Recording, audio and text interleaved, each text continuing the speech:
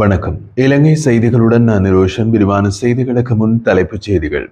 ஜனாதிபதி அனுரகுமார திசாநாயக்கவுக்கும் ஆஸ்திரேலிய துணை பிரதமர் ரிச்சர்ட் மார்லஸுக்கும் இடையில் ஜனாதிபதி அலுவலகத்தில் முக்கிய கலந்துரையாடல்.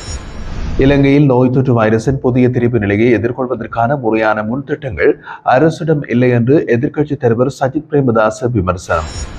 வடக்கு மற்றும் கிழக்கு மாகாணங்களில் இடம்பெயர்ந்த குடும்பங்களுக்கு நிரந்தர வீடமைப்பு திட்டத்திற்கு அமைச்சரவை ஒப்புதல். மயிலிட்டி மீன்பிடி துறைமுக அபிவிருத்தியின் 3ஆம் கட்டத்திற்கு அமைச்சரவை அங்கீகாரம். அமைச்சர் நலிந்த ஜாதிச தெரிவிப்பு. தொடர்வது விரிவான செய்திகள். ஜனாதிபதி அனுரகுமார திசாநாயக்க, ஆஸ்திரேலிய துணை பிரதமர் மற்றும் பாதுகாப்பு அமைச்சர் ரிச்சர்ட் மார்லஸ் இடையிலான முக்கிய கலந்துரையாடல் இன்று முற்பகல் ஜனாதிபதி அலுவலகத்தில் நடைபெற்றது. இந்த நிகழ்வில் இலங்கையும் ஆஸ்திரேலியாவும் கொண்டுள்ள பல ஆண்டுகளான வரலாற்று நட்புறவை மேலும் பலப்படுத்தும் வழிகள் மற்றும் இரு நாடுகளுக்கும் இடையிலான ஒத்துழைப்பை விரிவுபடுத்தும் அம்சங்கள் குறித்து விரிவாக கலந்துரையாடப்பட்டது. ஜனாதிபதி அனுரகுமார திசாநாயக்க இலங்கை தற்போது ஒரு நிலையான பொருளாதார பாதையில் பயணிக்க தொடங்கியுள்ளது என்பதை குறிப்பிட்டு ஊழல் மற்றும் மோசடிகளை நிறுத்த அரசு எடுத்துள்ள நடவடிக்கைகள் குறித்து ரிச்சர்ட் மார்லஸுக்கு விளக்கம் அளித்தார். மேலும் கடந்த காலத்தில் சமுத்திர பாதுகாப்பு, சட்டவிரோத வர்த்தகம், மனித கடத்தல், பயங்கரவாதம் மற்றும் ஆயுத கடத்தலை தடுக்கும் நடவடிக்கைகளில் ஆஸ்திரேலிய அரசாங்கம் வழங்கிய ஒத்துழைப்புக்கும் ஜனாதிபதி நன்றி தெரிவித்தார். இலங்கை சுற்றுலா மற்றும் முதலீட்டு மிகவும் பாதுகாப்பான நாடாக இருப்பதை வலியுறுத்திய ஜனாதிபதி வெளிநாட்டு முதலீட்டாளர்களுக்கான அனுகூல சூழலை உருவாக்க அரசு நடவடிக்கை எடுத்து வருவதாகவும் குறிப்பிட்டுள்ளார். அதற்கமைய இரு நாடுகளுக்கும் இடையிலான 70 ஆண்டுகளுக்கும் மேற்பட்ட வர்த்தக மற்றும் பொருளாதார உறவுகளை நினைவு கூறிய ரிச்சர்ட் மார்லஸ் இலங்கையுடன் நெருக்கமாக இணைந்து செயல்படுவது ஆஸ்திரேலிய அரசாங்கத்தின் இலக்கு என்று கூறினார். லஞ்சம் மற்றும் ஊழலை ஒழிப்பதற்கான இலங்கை அரசாங்கத்தின் முயற்சிகளை பாராட்டிய அவர் இந்த விஜயத்தின் முக்கிய நோக்கம் வர்த்தகம், பொருளாதாரம், அரசியல், சுற்றுலா மற்றும் முதலீட்டு உறவுகளை மேலும் பலப்படுத்துவதாகவும் என்றும் கூறினார். இலங்கையின் கல்வித்துறையில் மாணவர்களை பாடசாலைகளில் சேர்த்தல் மற்றும் தரமான கல்வி வழங்கல் போன்ற அம்சங்களில் சிறந்த முன்னேற்றங்கள் காணப்படுகின்றன. இருப்பினும் தற்போது 42,000க்கும் அதிகமான ஆசிரியர் பற்றாக்குறை மற்றும் கிராமப்புற பகுதிகளில் எதிர்பார்க்கப்படும் கல்வி வாய்ப்புகளில் உள்ள ஏற்றத்தாழ்வுகள் ஆகியவை துறையின் முன்னேற்றத்திற்கு தடையாக உள்ளன. இந்த சூழ்நிலையில் கல்வித்துறையில் ஒரு முன்னேற்றத்தினை ஏற்படுத்துவதற்கான அவசியம் உருவாகியுள்ளது. பல நாடுகள் தங்களது கல்வி முறைமைகளை மேம்படுத்துவதற்காக டிஜிட்டல் தொழில்நுட்பங்களை செயல்படுத்தி வருகின்றன. இலங்கையில் இதற்கான ஆரம்ப முயற்சிகள் மேற்கொள்ளப்பட்டாலும் கட்டமைப்பு சிக்கல்கள் காரணமாக பாரிய முன்னேற்றம் காணப்படவில்லை. இதனை மாற்றும் நோக்கத்துடன் கல்வித்துறையின் டிஜிட்டல் மாற்றத்திற்கான மூலோபாயங்களை வகுக்கும் செயலணியை உருவாக்க கல்வி, உயர்கல்வி மற்றும் தொழிற்கல்வி அமைச்சர் பதவியில் உள்ள பிரதமரால் முன்வைக்கப்பட்ட யோசனைக்கு அமைச்சரவை ஒப்புதல் வழங்கியுள்ளது. இந்த செயலணி பிரதமரின் செயலாளர் தலைமையில் சம்பந்தப்பட்ட அமைச்சுக்களின் செயலாளர்கள் மற்றும் தொடர்புடைய பங்காளர்களுடன் இணைந்து செயல்படும். இதன் நோக்கம் கல்வித்துறையில் சமகால டிஜிட்டல் மாற்றங்களை திட்டமிட்டு நடைமுறைப்படுத்துவதற்கான வழிமுறைகளை உருவாக்குவதாகும். இலங்கையில் அத்தியாவசிய மருந்துகளின் கடுமையான தட்டுப்பாடு நிலவி வரும் நிலையில் நோய் தொற்று வைரஸின் புதிய திரிவும் பரவ தொடங்கியுள்ளது. இந்த நிலையை எதிர்கொள்வதற்கான முறையான முன்திட்டங்கள் அரசிடம் இல்லை என்று எதிர்க்கட்சித் தலைவர் சஜித் பிரேமதாச கடுமையாக விமர்சித்துள்ளார். விசேட ஊடக அறிவிப்பில் அவர் தெரிவித்ததாவது: நாட்டில் தற்போது 180க்கும் மேற்பட்ட மருந்துகள் சுகாதார அமைச்சின் மருந்து விநியோக பிரிவில் இல்லை.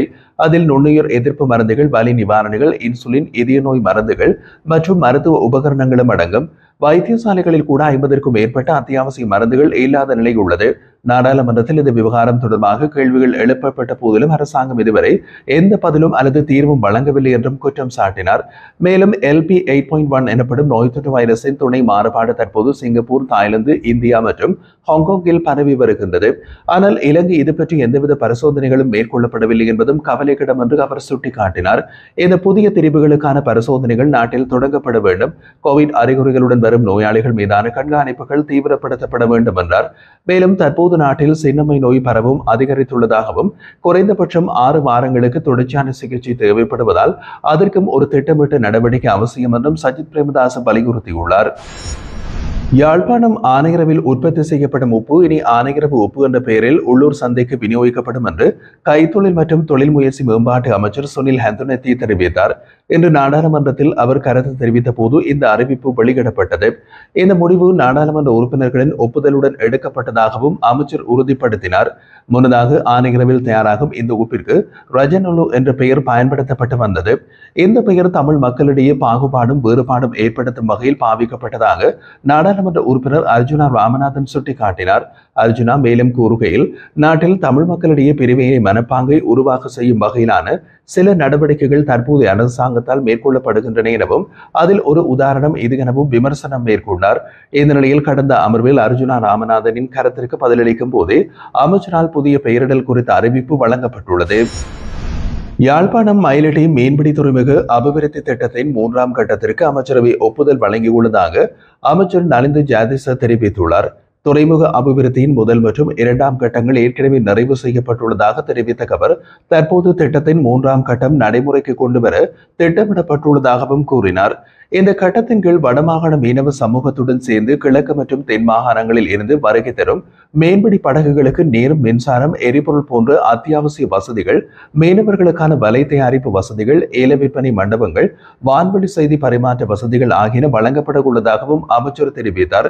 மேலும் 3ஆம் கட்டத்தின் கீழ் தரையில் மேற்கொள்ள வேண்டிய கட்டுமான பணிகளை முன்னெடுக்கவும் இந்த திட்டத்தினை 2027 வரை நீடிக்கவும் அமைச்சர் சமர்ப்பித்த யோசனைக்கு அமைச்சரவை அங்கீகாரம் வழங்கியுள்ளதாக கூறினார். வடக்கு மற்றும் கிழக்கு மாகாணங்களில் யுத்தம் காரணமாக இடம்பெயர்ந்த குடும்பங்களுக்கு நிரந்தர வீடுகளை வழங்கும் புதிய வீடமைப்பு திட்டம் ஒன்றுக்கு அமைச்சரவை அங்கீகாரம் வழங்கியுள்ளது. 30 ஆண்டுகளாக நீடித்து சுமூகமற்ற சூழ்நிலையில் இந்த 2 மாகாணங்களில் பெருமளவான வீடுகள் சேதமடைந்துள்ளன. 2009ஆம் ஆண்டிலிருந்து இன்று வரை 2,74,728 குடும்பங்களை சேர்ந்த 9,14,722 பேர் மீள்குடியேற்றப்பட்டுள்ளனர். இதன் ஒரு பகுதியாக 2024 முடியும் வரை வடக்கு மற்றும் கிழக்கு மாகாணங்களில் உள்ள 8 மாவட்டங்களில் 1,50,488 வீடுகள் நிர்மாணிக்கப்பட்டுள்ளன. இந்த வீடமைப்பு திட்டத்திற்கு இலங்கை அரசு, இந்திய அரசு, அரசு சார்பற்ற மற்றும் சர்வதேச அமைப்புகள் ஆகியவற்றின் நிதி உதவிகள் வழிகாட்டுகின்றன. எனினும் 2009 முன்னர் இடம்பெயர்ந்த குடும்பங்களை சேர்ந்தவர்களுக்காக இன்னமும் 16,759 வீடுகள் தேவைப்படுவதாக அடையாளம் காணப்பட்டுள்ளது. திட்டத்தின் ஆரம்ப கட்டத்தில் 550 சதுர அடி வீடுகளுக்கு 11 லட்சமும், 340 சதுர அடி வீடுகளுக்கு 6,50,000 மதிப்பீடு செய்யப்பட்டது. ஆனால் கட்டடப் பொருட்களின் விலை உயர்வை முன்னிட்டு தற்போது 550 சதுர அடி வீடுகளுக்கு 16 லட்சமும், 340 சதுர அடி வீடுகளுக்கு 9,50,000 மதிப்பீடு செய்யப்பட்டுள்ளது. அதற்கமைய 2025ஆம் ஆண்டிலிருந்து நடைமுறைக்கு வரும் வகையில் நிரந்தர வீடமைப்பு திட்டத்தை நிர்மாணிக்கும் அடிப்படையில் அரசாங்கத்தினால் வழங்கப்படும் உதவி பணத்தை பின்வரும் வகையில் அதிகரிப்பதற்கு நகர அபிவிருத்தி, நிர்மாண மற்றும் வீடமைப்பு அமைச்சர் சமர்ப்பித்த யோசனைக்கு அமைச்சரவை அங்கீகாரம் வழங்கியுள்ளது. அதன்படி 550 சதுரடி வீடுகளை அமைப்பதற்காக அரசு நிதியில் வழங்கப்படும் உதவி பணத்தை 15 லட்சம் வரை அதிகரித்தல் மற்றும் 340 சதுரடி வீட்டினை அமைப்பதற்காக அரசு நிதியில் வழங்கப்படும் உதவி பணத்தை 9 லட்சம் வரை அதிகரித்தல் என தீர்மானிக்கப்பட்டுள்ளது. இலங்கை 2025 மே மாதத்தில் இதுவரை இல்லாத அளவிற்கு அதிக சுற்றுலா பயணிகளை பெற்றுள்ளதாக அதிகாரப்பூர்வ தகவல்கள் தெரிவிக்கின்றன. அந்த மாதத்தில் மட்டும் 1,32,919 வெளிநாட்டு பார்வையாளர்கள் இலங்கைக்கு வருகை தந்துள்ளனர். இது மே 2018 பதிவு செய்யப்பட்ட 1,29,466 என்ற முந்தைய சாதனையை முறியடிக்கும் வகையில் புதிய உச்சத்தை ஏற்படுத்தியுள்ளது. 2024 மே மாதத்துடன் ஒப்பிடும்போது இந்த வருகை 18.5% அதிகரித்துள்ளதுடன் மே 2018 ஒப்பிட்டால் 2.7% அதிகரிப்பு காணப்படுகிறது. இது நாட்டின் சுற்றுலாத்துறையில் நிலையான வளர்ச்சி காணப்படுவதை உறுதிப்படுத்துகிறது. இந்தியாவிலிருந்து மட்டும் 47,001 சுற்றுலா பயணிகள் வருகை தந்துள்ளனர். இது மொத்த வருகையின் 35.4% ஆகும். எனவே இந்தியா தொடர்ந்தும் இலங்கையின் மிகப்பெரிய சுற்றுலா சந்தையாக திகழ்கின்றது. அதே நேரத்தில் இங்கிலாந்து, சீனா, பங்களாதேஷ் மற்றும் ஜெர்மனி ஆகிய நாடுகளும் மே மாதத்தில் குறிப்பிடத்தக்க அளவில் பயணிகளை அனுப்பிய முக்கிய சந்தைகளாக அமைந்துள்ளன.